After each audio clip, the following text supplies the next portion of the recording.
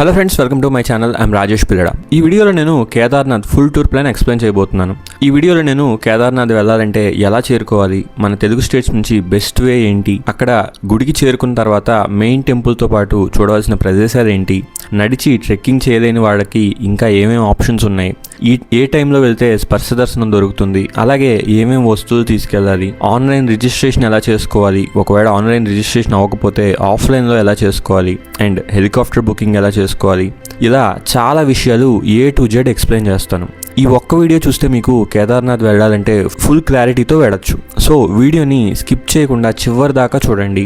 And మీరు మా channel కొత్తగా వచ్చుంటే లైక్ చేసి మా ఛానల్ సబ్స్క్రైబ్ చేసుకోండి. Let's begin the video. మన తెలుగు రాష్ట్రాల నుంచి వచ్చేవాళ్ళు ఫస్ట్ ఆఫ్ ఆల్ ఢిల్లీ చేరుకోవాలి. ఢిల్లీకి మేజర్ సిటీస్ అయిన విజయవాడ, హైదరాబాద్, విశాఖపట్నం నుంచి ట్రైన్స్ అయితే అవైలబుల్గా ఉన్నాయి.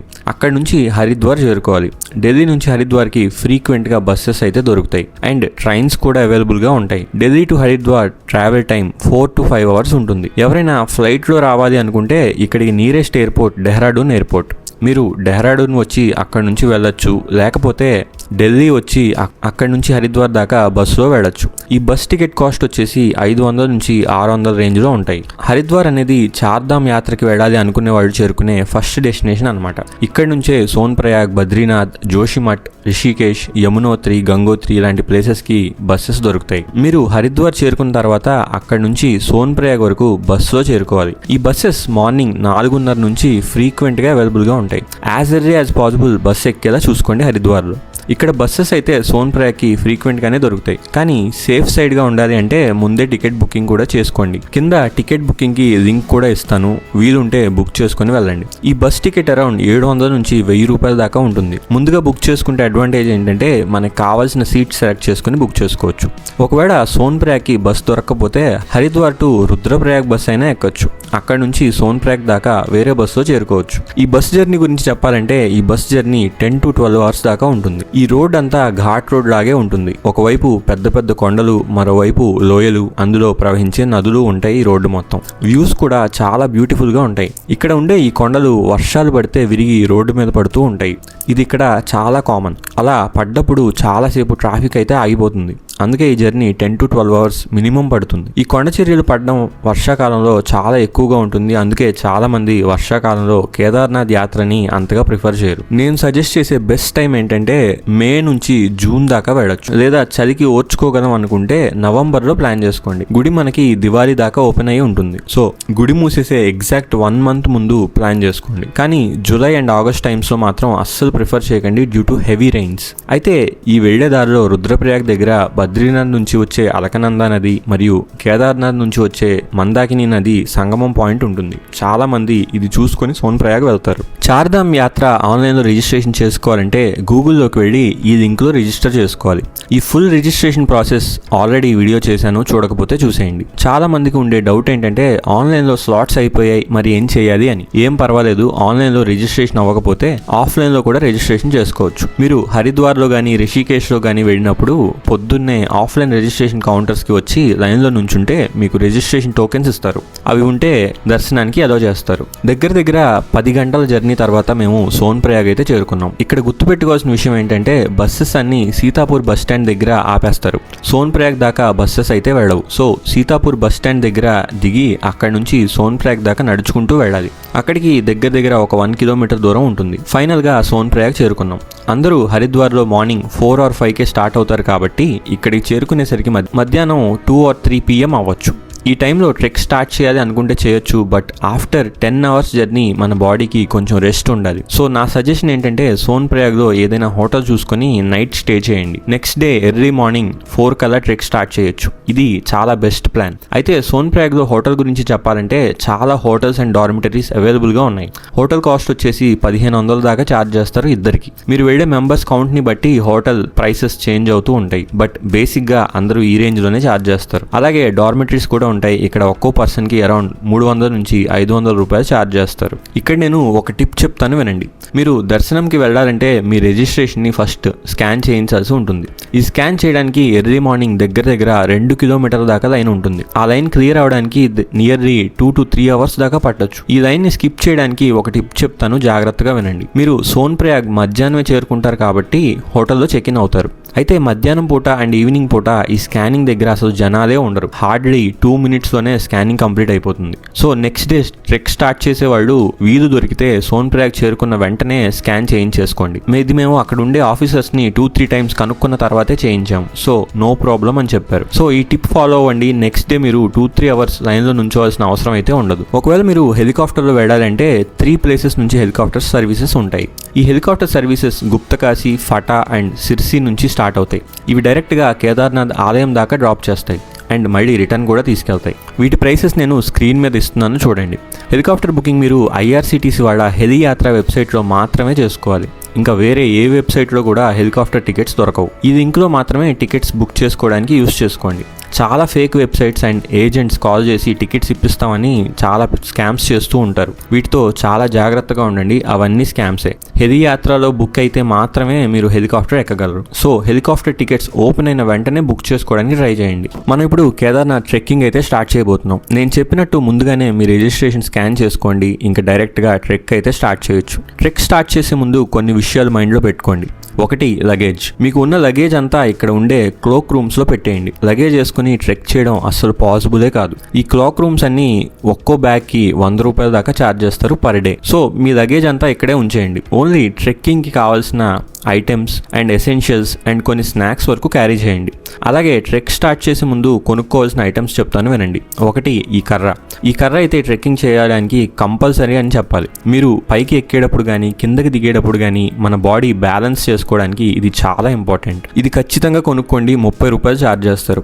అలాగే రెయిన్ కోట్ కూడా ఖచ్చితంగా తీసుకోండి. కేదార్నాథ్లో ఎప్పుడు వర్షం పడుతుందో ఎప్పుడు ఎండ వస్తుందో ఎవ్వరికీ తెలియదు. సో సేఫ్ సైడ్గా రెయిన్ కోట్ అయితే ఖచ్చితంగా ఉండాలి. అలాగే గ్లోవ్స్ కానీ, హెడ్ క్యాప్ కానీ, ఒక జాకెట్ కానీ అండ్ కుదిరితే థర్మల్స్ కానీ కొనుక్కోండి. ఇవన్నీ కూడా ఖచ్చితంగా ఉండాలి. పైకి వెళ్ళే కొద్దీ టెంపరేచర్ కూడా తగ్గుతూ వెళ్తుంది. సో ఇవన్నీ ముందుగానే దగ్గర ఉంచుకోండి. మన ట్రెక్ ఇక్కడ సోన్ప్రయాగ్ నుంచి స్టార్ట్ అవుతుంది అనమాట. ఇక్కడ నుంచి కొంచెం ముందుకు నడుచుకుంటూ వెళ్తే అరౌండ్ 800 meters దూరంలో మనకి జీప్ స్టాండ్ కనిపిస్తుంది. ఇక్కడ జీప్ ఎక్కి మనం గౌరీకుండ్ దాకా చేరుకోవచ్చు. ఇక్కడ అరౌండ్ 5 kilometers మనం జీప్లో కవర్ చేస్తాం. ఈ జీప్కి ఒక్కో మనిషికి 50 రూపాయల దాకా ఛార్జ్ చేస్తారు. డిస్టెన్స్ ఉండేది 5 kilometers అయినా ఇక్కడ ట్రాఫిక్ జామ్ చాలా అవుతూ ఉంటుంది. మమ్మల్ని అయితే 45 minutes అలాగే ఆపేశాడు జీప్లో. సో ఫైనల్గా గౌరీకుండ్ చేరుకున్నాం. ఇది కూడా కేదార్నాథ్లో one of the main points అని చెప్పొచ్చు. ఇక్కడ మనకి కావాల్సిన వస్తువులు అన్నీ దొరుకుతాయి. చాలా మంది సోన్ప్రయాగ్లో కాకుండా గౌరీకుండ్లో కూడా స్టే చేస్తారు. ఇక్కడ గౌరీకుండ్లో 1 kilometer దూరంలో జీప్స్ ఆపేస్తారు. ఇక్కడ నుంచి నడుచుకుంటూ వెళ్ళాలి. గౌరీకుండ్లో కూడా క్లాక్ రూమ్స్ చాలా ఉంటాయి. ఒకవేళ సోన్ప్రయాగ్లో కాకపోతే ఇక్కడ కూడా మీ లగేజ్ని పెట్టుకోవచ్చు. గౌరీకుండ్లో పార్వతీమాత టెంపుల్ ఉంటుంది. పార్వతీదేవి గణపతిని కాపలా ఉంచి స్నానంకి వెళ్ళిన ప్లేస్గా దీన్ని భక్తులు చెప్తారు. ఇక్కడే ఒక హాట్ వాటర్ పూల్ కూడా ఉంటుంది. ఇక్కడ న్యాచురల్గా హాట్ వాటర్ వస్తూ ఉంటాయి. ఇక్కడ నుంచి మనకి అసలైన ట్రెక్కింగ్ అయితే స్టార్ట్ అవుతుంది. ఇక్కడ మనకి బోట్స్ మీద 18 kilometers అని రాసి ఉంటుంది. బట్ దేవాలయం దాకా వెళ్ళాలంటే నియర్లీ 22 kilometers దాకా ఉంటుంది. నా సజెషన్ ఏంటంటే కొంచెం స్ట్రాంగ్గా బాగా ఓపిక ఉండే యంగ్ పీపుల్ అయితే ట్రెక్ ఎలాంటి ప్రాబ్లం లేకుండా చేయొచ్చు. హెల్త్ కొంచెం బాగోలేని వాళ్ళు, బ్రీతింగ్ ప్రాబ్లమ్స్ ఉన్నవాళ్ళు, పిల్లలు ఉన్నవాళ్ళు అండ్ పెద్దవాళ్ళు 20 kilometers అది కూడా ఇంక్లైన్లో నడుచుకుంటూ వెళ్ళడం అంటే పాసిబుల్ కాదు. ఇక్కడ ప్లెయిన్ ఏరియా ఉండదు, అంతా అప్వర్డే ఉంటుంది. మీకు తెలిసి ఉంటే ఇంక్లైన్ వాక్ చేయడం మామూలు వాక్ చేయడం కన్నా డబుల్ కష్టపడాలి. సో పైన చెప్పిన వాళ్ళు ఈ ట్రెక్ అయితే అవాయిడ్ చేయండి. మరి మేము ఎలా వెళ్ళాలి అని మీకు డౌట్ రావచ్చు. దానికి చాలా ఆప్షన్స్ ఉన్నాయి. 1 ఇక్కడ ఉండే గుర్రాలు. ఇవి చూడడానికి నార్మల్ గుర్రాల్లాగా ఉండవు, కొంచెం గాడిదల్లాగా ఉంటాయి. వీటి మీద ఎక్కి వెళ్ళొచ్చు. ఈ గుర్రాలు సేఫేనా అని చాలా మందికి డౌట్ ఉంటుంది. గుర్రాల మీద సేఫ్గా కూర్చోబెడతారు, దాని గురించి వరీ అవసరం లేదు. కానీ గుర్తుపెట్టుకోవాల్సిన విషయం ఏంటంటే ఇక్కడ ఉండే చాలా ప్లేసెస్లో నేల కొంచెం స్లిప్పరీగా ఉంటుంది. అలాంటి టైంలో ఈ గుర్రాలు కొంచెం స్లిప్ అవుతూ ఉంటాయి. ఈ గుర్రాలని నడిపించడానికి ఒక పర్సన్ ఉంటాడు. అతనికి మెల్లగా తీసుకెళ్ళమని ముందే చెప్పండి. వీడు తొందరగా వెళ్ళాలని గుర్రాలని కొంచెం పరిగెత్తిస్తూ ఉంటారు. సో వాళ్ళకి ముందుగానే చెప్పండి స్లోగా వెళ్ళమని. ఈ గుర్రాల కాస్ట్ వచ్చి అరౌండ్ 3000 నుంచి 5000 దాకా ఉంటుంది. వీటిని మీరు ప్రీపెయిడ్ కౌంటర్ దగ్గర బుకింగ్ కూడా చేసుకోవచ్చు. ట్రెక్కింగ్ స్టార్ట్ చేసేటప్పుడు కౌంటర్ కనిపిస్తుంది మీకు. పైకి వెళ్ళాలంటే ట్రెక్కింగ్ కాకుండా ఇంకో ఆప్షన్ ఉంది, అదే పల్లకి. దీన్ని డోలీ అని కూడా అంటారు. దీన్ని 4 మోస్తారు అనమాట. ఇది అన్నిటికన్నా సేఫెస్ట్ ఆప్షన్ అని చెప్పొచ్చు. కానీ దీని కాస్ట్ వన్ సైడ్కి 12,000 నుంచి 15,000 దాకా ఉంటుంది. సేఫ్టీ కావాలి అనుకునే వాళ్ళు కొంచెం కాస్ట్ ఎక్కువైనా దీన్ని ప్రిఫర్ చేయండి. మూడో ఆప్షన్ ఇది. ఒక మనిషి వీపు మీద మిమ్మల్ని ఎక్కించి తీసుకెళ్తారు. దీన్ని పిట్టు అంటారు. దీని కాస్ట్ అరౌండ్ 7,000 నుంచి 9,000 దాకా ఉంటుంది. మీ వెయిట్ని బట్టి ఛార్జ్ చేస్తారు. వీళ్ళు మీ లగేజ్ని కూడా పైదాకా మోసుకెళ్తారు. దానికి వేరేగా ఛార్జ్ చేస్తారు. గుర్తుపెట్టుకోండి, ఇవన్నీ వన్ సైడ్ ఛార్జెస్ మాత్రమే. రిటర్న్ అవ్వడానికి మళ్ళీ సపరేట్గా మాట్లాడుకోవాలి. ఈ ప్లేస్ చూసారా, దీన్ని గేట్ వే ఆఫ్ గౌరీకుండ్ అంటారు. ఇక్కడ నుంచి ఎగ్జాక్ట్గా 18 కిలోమీటర్ల దూరం మనం వెళ్ళాలి. ట్రెక్ చేసేటప్పుడు మీకు అద్భుతమైన వ్యూస్ అయితే కనిపిస్తూ ఉంటాయి అండ్ వెదర్ కూడా చాలా బాగుంటుంది. ఇక్కడ దారిలో ప్రతి 2-3 కిలోమీటర్స్కి టాయిలెట్స్ కూడా అవైలబుల్గా ఉన్నాయి. అలాగే దారి మొత్తం మీకు చాలా షాప్స్ కనిపిస్తాయి. ఇక్కడ రీఫ్రెష్మెంట్స్ కానీ, స్నాక్స్ కానీ, డ్రింక్స్ కానీ అన్నీ అవైలబుల్గా ఉంటాయి. కేదార్నాథ్ ఇంకా 15 కిలోమీటర్లు అని అక్కడ మైల్స్తో ఉంది, కానీ ఇంకా ఎక్కువే ఉంది. కేదార్నాథ్ 18 అన్నారు. కూర్చున్నాం, ఒకేసారి ఎక్కేయాలని అయితే ట్రై చేయొచ్చు. కూర్చొని మెల్లగా ఎక్కండి, ఏం కంగారు లేదు. ఇక్కడ వ్యూ చూసారా ఎంత బాగుందో. ఒకవైపు ఆ కొండ మీద ఉన్న చెట్ల మీద ఎండ పడుతూ అద్భుతంగా ఉంది. ఇంకోవైపు మనకి లైట్ గా హిమాలయాలు కూడా కనిపిస్తున్నాయి. ఇక్కడ వ్యూ అయితే చాలా బాగా అనిపించింది. ఈ దారిలో నాకైన ఎక్స్పీరియన్సెస్ చాలా లైఫ్ లెసన్స్ అయితే నేర్పించాయి. ఈ పర్సన్ ని చూడండి, ఆ ఏజ్ లో కూడా పైదాకా సామాన్లు ఇంకా మనుషుల్ని వీళ్ళ వీపు మీద కూర్చోబెట్టుకుని మోసుకెళ్తున్నారు. At the end of the day ఎవరైనా కష్టపడేది ఆ జీవనోపాధి కోసమే, కానీ అందరి కష్టం అయితే ఒకేలా ఉండదు అని నాకు అర్థమైంది. కొందరు ఆఫీస్లో ఏసీ కింద కూర్చొని డబ్బులు సంపాదిస్తారు, కానీ వీళ్ళు మాత్రం వాళ్ళ బాడీని ఇన్వెస్ట్మెంట్ గా చేసుకుని పని చేస్తున్నారు. ఇది ఒక పెద్ద లైఫ్ లెసన్ అని చెప్పొచ్చు నాకైతే. ఇక్కడ నా సజెషన్ ఏంటంటే, గుర్రాలు తీసుకెళ్లే వాళ్ళు ఎదురు ఎవరున్నారు అని చూసుకోకుండా తొందరగా తీసుకెళ్తూ ఉంటారు. వాటిని చూసుకొని వెళ్ళండి. కొన్నిసార్లు ఇవి మనుషుల్ని తన్నేస్తూ ఉంటాయి, అది కూడా జాగ్రత్తగా చూసుకొని వెళ్ళండి. నా సజెషన్ ఏంటంటే, అందరికి లగేజ్ మాత్రం ఇస్తూ రాకండి. పైకి ఎక్కేటప్పుడు లగేజ్ ఉంటే మామూలుగా ఉండదు. చిన్న బ్యాగ్స్ వేసుకోండి. చిన్న బ్యాగ్స్లో మీకు కావాల్సిన సామాన్లన్నీ సర్దుకొని రండి. పెద్ద లగేజ్ మాత్రం వేసుకోవద్దు. కింద చాలా క్లోక్ రూమ్స్ ఉన్నాయి, అక్కడ పెట్టేయండి మీ లగేజ్. చిన్న బ్యాగ్స్ వేసుకోండి. ఇక్కడ మనం చీర్ బసా అనే ప్లేస్ లో ఉన్నాం. ఇక్కడ చాలా పాయింట్స్ లో మెడికల్ క్యాంప్స్ అవైలబుల్ గా ఉంటాయి. ఒకవేళ మీకు కొంచెం ఆయాసంగా ఆర్ కళ్ళు తిరిగినట్టు అనిపిస్తే వెంటనే ఈ మెడికల్ క్యాంప్స్ లో చెక్ చేయించుకోండి. ఇక్కడ ప్రైసెస్ గురించి చెప్పాలంటే, కాస్ట్ అయితే పైకి వేడే కొద్దీ పెరుగుతూనే ఉంటుంది. ఇక్కడ నేను తీసుకున్న వాటర్ బాటిల్ కాస్ట్ 50 రూపాయలు అంట. ఇంకొంచెం పైకి వెళ్తే ఇదే వాటర్ బాటిల్ 60 రూపాయలు ఛార్జ్ చేస్తారు. ఇలాగే గుడి దగ్గరికి వెళ్ళేసరికి 100 రూపాయలు ఛార్జ్ చేస్తారు ఒక్క వాటర్ బాటిల్కి. నా సజెషన్ ఏంటంటే, మీ బ్యాగ్లో ORS కానీ గ్లూకోజ్ ప్యాకెట్స్ కానీ ఉంచుకోండి. ఇది కొంచెం సిప్ చేసుకుంటూ వెళ్తే నీరసం కానీ కళ్ళు తిరగడం కానీ ఇలాంటివి రాకుండా ఉంటాయి. ఎండ స్టార్ట్ అయింది లైట్గా, చూసారా సన్ వచ్చింది. ఇప్పటిదాకా ఎండ లేదు అసలు, ఇప్పుడు ఎండ స్టార్ట్ అయింది. ఇక్కడ నుంచి చూడాలి ఎలా ఉంటుందో.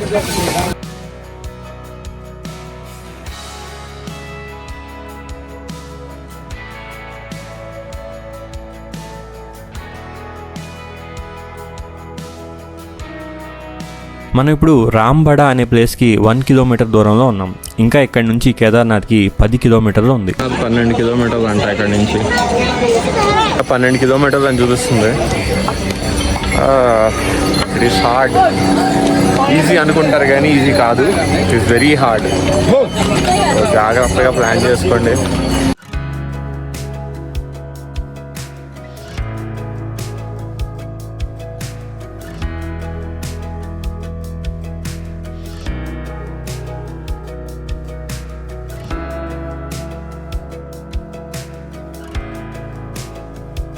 ఇక్కడ కనిపిస్తున్న ప్లేస్ చూసుకుంటే, ఇక్కడ గుర్రాలు వేరే రూట్లో వెళ్తాయి. 2013లో వచ్చిన వరదల టైంలో ఇక్కడ నుంచి మొత్తం నది ప్రవాహంలో కొట్టుకుపోయింది. ఇక్కడ నుంచి గుర్రాలు ఇంకా సపరేట్ అయ్యి నడుచుకుంటూ వెళ్లే వాళ్ళకి ఒక రూట్, ఇంకా గుర్రాలకి ఒక రూట్ గా డివైడ్ అవుతుంది. ఇక్కడ కనిపిస్తున్న బ్రిడ్జ్ చూసారా, ఇది మన ట్రెక్ లో హాఫ్ వే పాయింట్ అని చెప్పొచ్చు. మనం ఇంకో 10 కిలోమీటర్స్ ఇక్కడ నుంచి వెళ్ళాలి. ఇక్కడ నుంచి మన ట్రెక్ కొంచెం హార్డ్ గా మారబోతుంది.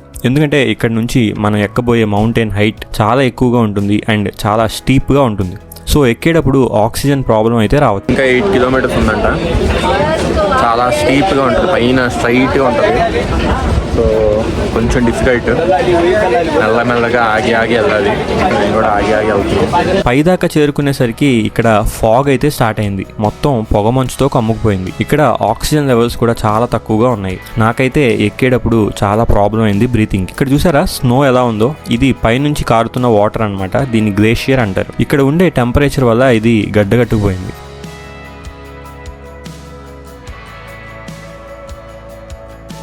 మనం బేస్ క్యాంప్ కి వెళ్తున్న కొద్దీ మనకి క్యాంప్స్ కనిపిస్తూనే ఉంటాయి. పైదాకా ఎక్కలేని వాళ్ళు మధ్యలో ఈ టెంట్స్ ని రెంట్ కి తీసుకుని నెక్స్ట్ డే స్టార్ట్ అవుతారు. బట్ నా సజెషన్ ఏంటంటే కుదిరితే డైరెక్ట్ గా బేస్ క్యాంప్ దాకా ట్రెక్ చేసి బేస్ క్యాంప్ లో స్టే చేయండి. బేస్ క్యాంప్ లో స్నానం చేయడానికి ఫెసిలిటీస్ కూడా ఉంటాయి. మేము బేస్ క్యాంప్ దాకా చేరుకునేసరికి దగ్గర 8:30 అయింది రాత్రి. మేము అక్కడే ఒక టెంట్ రెంట్ కి తీసుకున్నాం. ఈ టెంట్ కాస్ట్ వచ్చి 1000 రూపాయలు ఛార్జ్ చేశారు ఫర్ 2 పీపుల్. ఇందులో ఛార్జింగ్ పాయింట్, లైట్, ఇంకా స్లీపింగ్ బ్యాగ్స్ అయితే ప్రొవైడ్ చేశారు. అలాగే హీటర్ కూడా ఇస్తారు, బట్ ఎక్స్ట్రా 500 పే చేయాలి.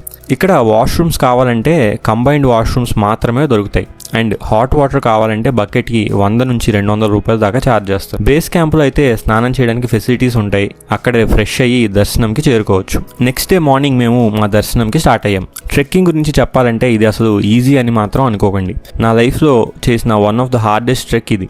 ఎవరైనా ట్రెక్ చేయాలనుకునే వాళ్ళు ఒకవేళ మధ్యలో చేయలేకపోతే ఈ గుర్రాలు ఆర్ పల్లకిలు రూట్ మధ్యలో కూడా అవైలబుల్గా ఉంటాయి, అవి ప్రిఫర్ చేయండి. ఫైనల్గా next day morning base camp నుంచి గుడికి స్టార్ట్ అయ్యాం.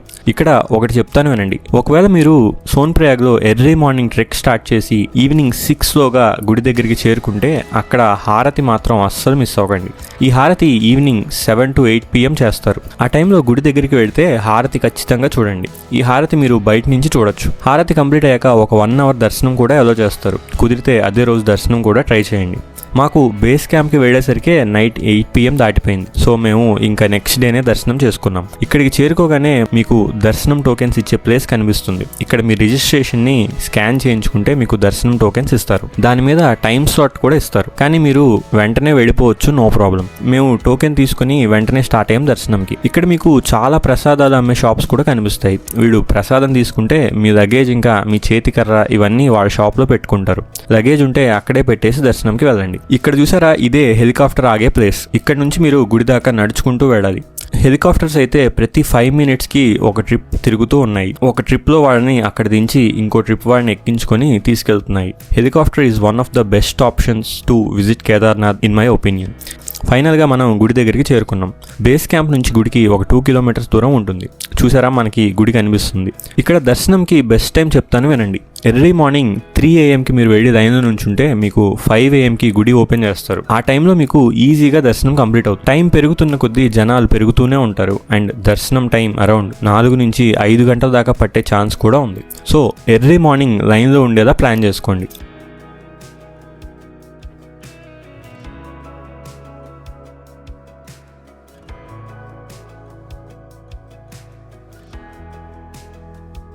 స్పెషల్ దర్శనం గురించి చెప్పాలంటే హెలికాప్టర్లో వచ్చే వాళ్ళకి స్పెషల్ దర్శనం టికెట్స్ ఇస్తారు. అవి 2500 రూపీస్ ఛార్జ్ చేస్తారు. ఇక్కడ మీకు చాలా మంది పండితులు కనిపిస్తారు. వాళ్ళు సైడ్ నుంచి డైరెక్ట్గా దర్శనంకి తీసుకెళ్తారు. దానికి 2000 రూపాయల దాకా ఛార్జ్ చేస్తారు. దర్శనం ఒక 30 minutesలోనే కంప్లీట్ చేసి తీసుకొస్తారు. అలాగే అభిషేకం కూడా చేయిస్తారు. దానికి ఇంకో 500 ఎక్స్ట్రా తీసుకుంటారు. వీళ్ళకి ముందే డబ్బులు అయితే ఇవ్వద్దు. దర్శనం కంప్లీట్ చేసి బయటికి తీసుకొచ్చిన తర్వాత మాత్రమే డబ్బులు ఇవ్వండి. స్పర్శ దర్శనం గురించి చెప్పాలంటే ఈ స్పర్శ దర్శనం అనేది పొద్దున్న గుడి ఓపెన్ చేసినప్పుడు అంటే మార్నింగ్ 5 AM నుంచి మధ్యాహ్నం 12 గంటల దాకా మాత్రమే అవైలబుల్గా ఉంటుంది. సో ఈలోగానే దర్శనం అయ్యేలా ప్లాన్ చేసుకోండి. 12 దాటితే స్వామిని బయట నుంచి మాత్రమే చూసి దర్శించుకోగలం. అదే స్పర్శ దర్శనం ఉండే టైంలో స్వామిని ముట్టుకొని అభిషేకం కూడా చేయొచ్చు. అండ్ చాలా మంచి సాటిస్ఫాక్షన్ అయితే వస్తుంది అంత కష్టపడి గుడికి వచ్చినప్పుడు. మాకైతే దర్శనం చాలా బాగా జరిగింది and I'm super happy for that. అంత కష్టపడి 14 గంటలు ట్రెక్ చేసి స్వామి దగ్గరికి వచ్చినందుకు ఆ దర్శనం చాలా మంచి సాటిస్ఫాక్షన్ అయితే ఇచ్చింది. ఆ గుడి దగ్గర ఒక ప్రత్యేకమైన వైబ్రేషన్ అయితే వస్తుంది. ఇది ఇక్కడికి వస్తేనే ఎక్స్పీరియన్స్ చేయగలం. చుట్టూ హిమాలయాలు, పెద్ద పెద్ద కొండలు అండ్ మధ్యలో మన దేవాలయం అద్భుతంగా కనిపిస్తుంది. టెంపుల్ దగ్గర ఉన్నాను. నా దర్శనం అయితే కంప్లీట్ అయింది ఇప్పుడే. ఫైనల్గా చాలా కష్టం తర్వాత, చాలా డేస్ ఆఫ్ ట్రావెల్ తర్వాత నా దర్శనం అయితే కంప్లీట్ అయింది. So happy. బాగా జరిగింది దర్శనం కూడా. ఈ స్పర్శ దర్శనం చేసుకున్నప్పుడు అయితే నాకు లిటరల్గా అసలు బాడీ అంతా ఒక రకంగా షేక్ అయింది. తల అనిచ్చినప్పుడు చాలా బాగా అనిపించింది. అండ్ సూపర్ ఎక్స్పీరియన్స్ చెప్పాలంటే. చాలా బాగుంది, చాలా బాగుంది.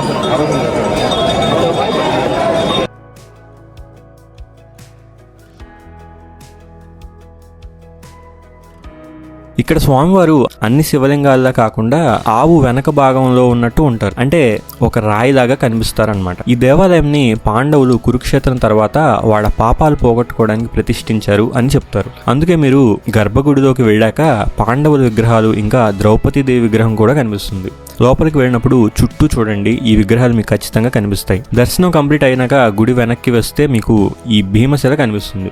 ఇది చాలా ప్రత్యేకమైంది. 2013లో ఇక్కడ వరదలు వచ్చాయి అని అందరికీ తెలిసిందే. ఆ పైన కనిపిస్తున్న కొండల నుంచి మొత్తం వరదతో కొట్టుకుపోయింది. అయితే ఇక్కడ మీకు కనిపిస్తున్న ఈ రాయి పైనుంచి కొట్టుకుంటూ వచ్చి గుడికి డ్యామేజ్ అవ్వకుండా అడ్డుగా నుంచుంది. మీరు చూస్తే గుడి చెక్కు చెదరలేదు. అంత పెద్ద వరదలు వచ్చినా అంటే ఈ భీమశిల వల్లే అని చెప్పాలి. అప్పటి నుంచి దీనికి భీమశిల అని పేరు పెట్టి పూజ చేస్తున్నారు. ఈ స్టోరీ వింటేనే అర్థమవుతుంది ఇది ఎంత మహిమగల దేవాలయం అని. మన సొంత కళతో చూసినప్పుడు వచ్చే ఆశ్చర్యం మాటల్లో చెప్పలేంది. ఇక్కడ మీకు ఆది శంకరాచార్యుల వారి విగ్రహం కూడా కనిపిస్తుంది.